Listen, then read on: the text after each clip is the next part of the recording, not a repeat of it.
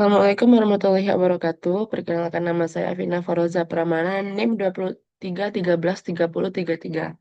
Di sini saya akan mempresentasikan tugas saya yang berjudul Analisis Rasio Profitabilitas terhadap Laporan Kinerja Keuangan pada PT FKS Food Sejahtera Tbk.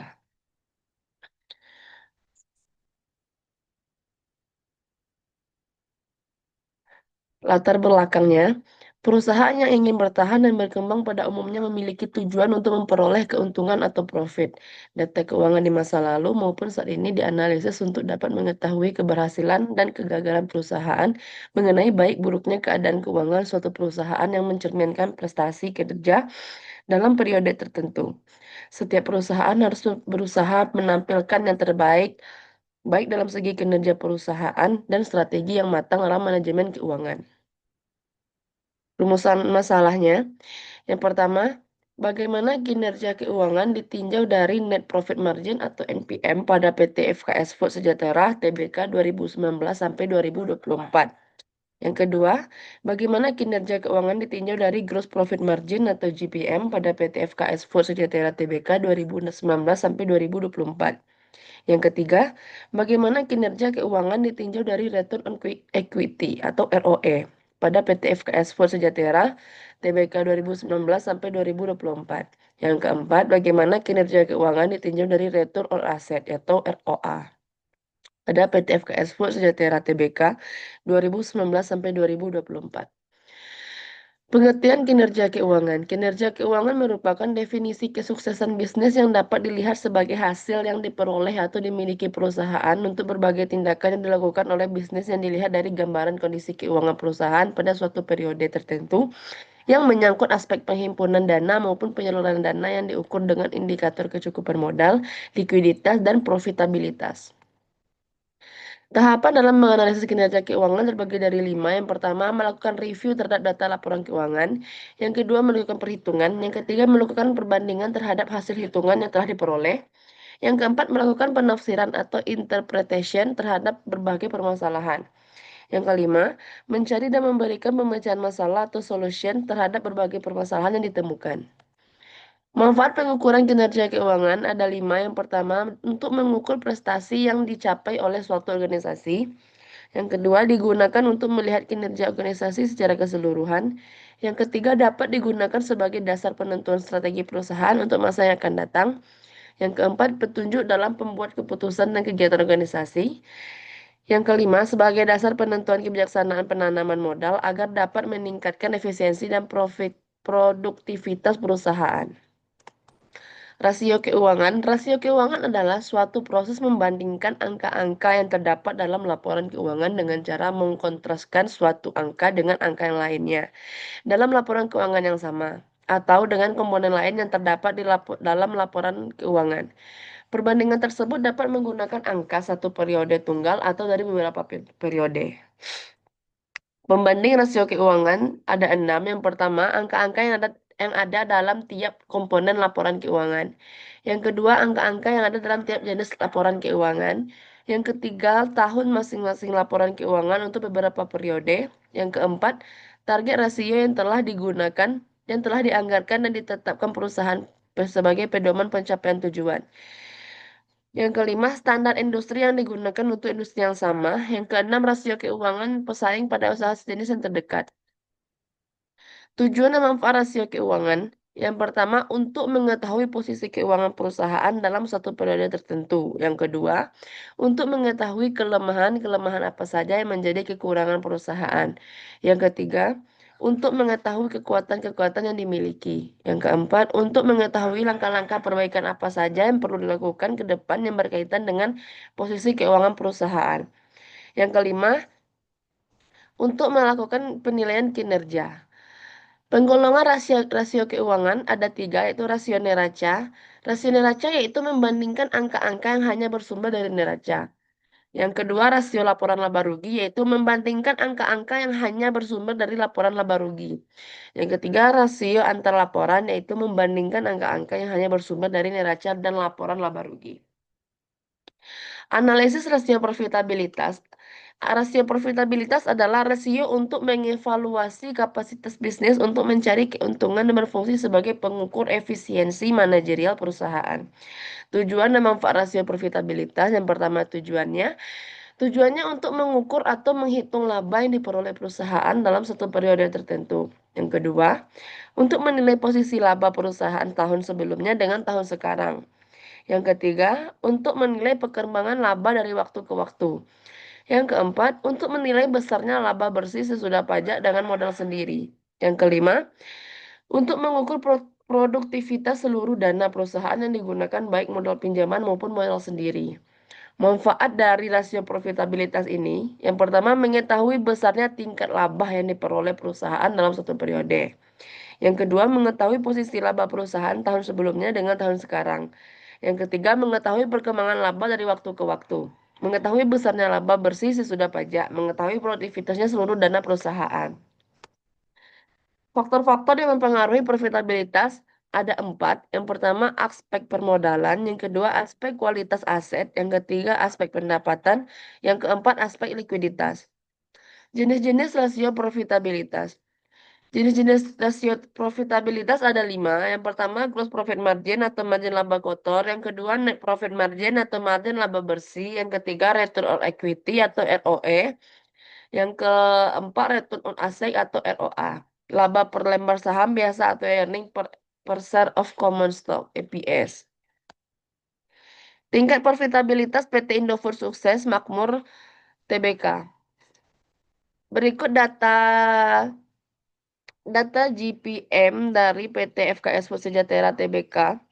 Gross profit di dalam tabel ini menunjukkan bahwa perusahaan mengalami fluktuasi namun menunjukkan tren kenaikan yang kuat dalam beberapa tahun terakhir. Setelah turun dari 30% di 2019 menjadi 22% di 2021. Perusahaan mulai pulih pada 2022 dengan GPM 26%. Peningkatan berkelanjut signifikan hingga mencapai 33% dan pada 2023 dan 37% pada 2024.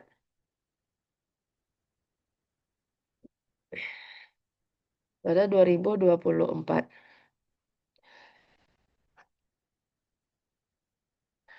Dan 37% pada 2024. Kenaikan tajam ini mencerminkan efisiensi biaya produksi serta peningkatan nilai tambah produk, menandakan perbaikan operasional dan profitabilitas dasar perusahaan yang semakin kuat.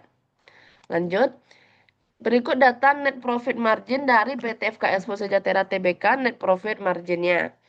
Dari tabel di atas dijelaskan bahwa perusahaan menunjukkan gejolak yang sangat tinggi dari 2019 sampai 2024. Setelah mencapai NPM sangat tinggi di 2019, yaitu 75%, margin justru turun drastis pada 2020 dan anjlok hampir hilang pada 2021, 0,38%.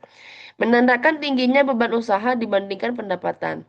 Pemulihan mulai terlihat pada 2022 yaitu 3,38% dan terus meningkat hingga 3,62% di 2024.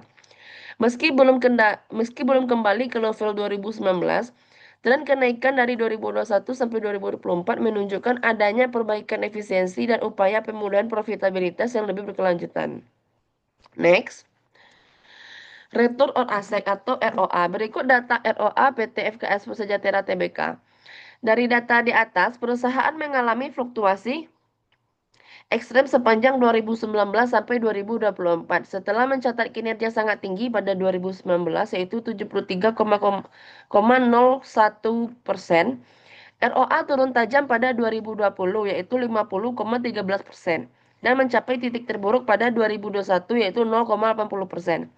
Menunjukkan perusahaan hampir tidak mampu menghasilkan laba dari asetnya.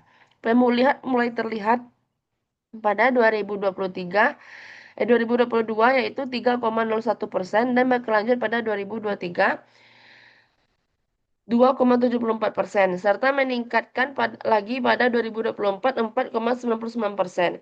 Meski masih jauh dari level 2019, level kenaikan sejak 2022 menunjukkan adanya perbaikan terhadap dalam efektivitas penggunaan aset dan proses pemulihan fundamental perusahaan. Next, Return on Equity atau ROE. Berikut data ROE PT FKS Sejahtera. Dari data di atas, perusahaan mengalami volatilitas ekstrim sepanjang 2019 sampai 2024. Setelah mencatat kinerja sangat baik pada 2019, yaitu 68,45%, ROE melonjak tidak normal pada 2020, yaitu 28% dan 14%. Akibat penurunan ekuitas yang signifikan, kondisi memburuk drastis pada 2021 ketika ROE turun ke 1,111%, menunjukkan hampir menunjukkan hampir tidak adanya pengembalian bagi pemegang saham. Pemulihan mulai terlihat pada 2022 yaitu 8,02%, meski kembali turun pada 2023 1,94%, pada 2024 ROE meningkat lagi menjadi 6,64%. Walaupun masih jauh dari level sebelumnya, tren positif pada 2022 dan 2024 menunjukkan adanya upaya stabilisasi dan pemulihan profitabilitas bagi pemegang saham. Next. Berikut adalah grafik GPM dan NPM. Grafik di atas menunjukkan perbedaan mencolok antara GPM dan NPM selama 2019 sampai 2024. GPM terlihat stabil dan semakin membaik, terutama sejak 2022 hingga mencapai 37% pada 2024.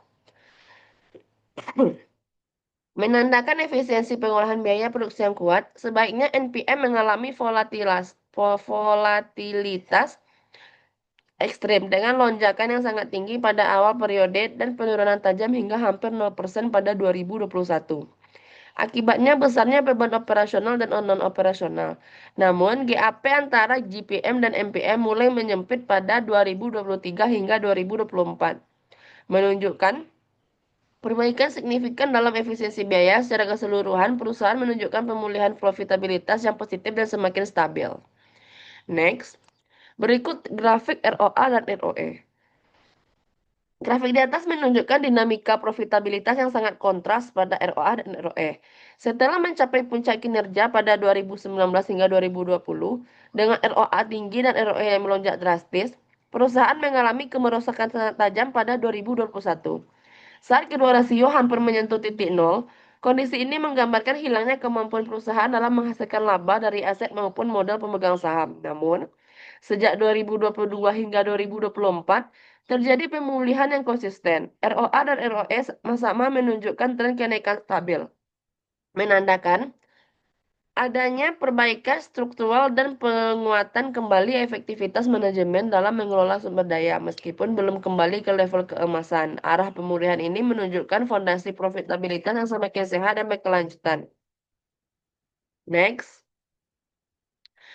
Kesimpulan dari laporan yang saya bikin adalah ROA perusahaan mengalami fluktuasi tajam dari 2019 sampai 2024 setelah mencapai level sangat tinggi pada 2019 yaitu 73,001%. ROA turun drastis pada 2020 dan mencapai titik terendah pada 2021, menunjukkan lemahnya aset perusahaan menghasilkan laba dari aset. Pemulihan terlihat sejak 2022 dengan ROA meningkat berhadap hingga mencapai 4,9% pada 2024. Meski masih jauh dari level puncak 2019, tren kenaikan selama 2022 hingga 2024 menunjukkan perbaikan fundamental dan efisiensi penggunaan aset yang semakin membaik. Saran yang dapat diberikan, perusahaan disarankan untuk terus meningkatkan efisiensi biaya produksi dan mengendalikan seluruh beban operasional agar menjaga kestabilan GPM dan mencegah gejolak NPM. Evaluasi menyeluruh terhadap struktur biaya dan kebijakan pendanaan juga penting untuk memastikan ROA dan ROE dapat meningkatkan secara stabil. Investor dianjurkan mempertimbangkan tren jangka panjang serta faktor fundamental lainnya sebelum mengambil keputusan. Peneliti selanjutnya diharapkan menelusuri lebih dalam penyebab fluktuasi tajam 2021 dan menambah analisis rasio lain seperti likuiditas dan solvabilitas untuk gambaran keuangan lebih komparatif. Sekian dari penyampaian saya ucapkan terima kasih. Assalamualaikum warahmatullahi wabarakatuh.